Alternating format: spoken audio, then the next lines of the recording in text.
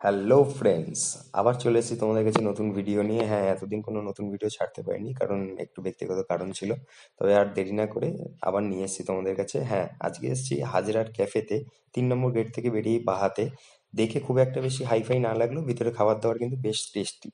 এখানে আমাদের যেটা হট আইটেম, চিকেন স্টু আর ব্রেড, দাম 210 টাকা, আর ব্রেড 2 পিস 10 টাকা। আমার দামটা একটু হাইপ লেগেছে, এতটা না হলেও হতো।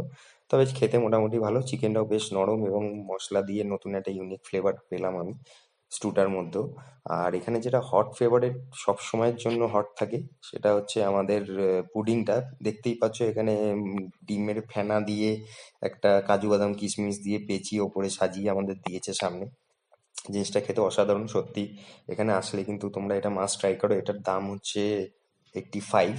তাই তোমরা এখানে ট্রাই করো এবং ট্রাই করে অবশ্যই জানো তোমাদের কিরকম লাগলো।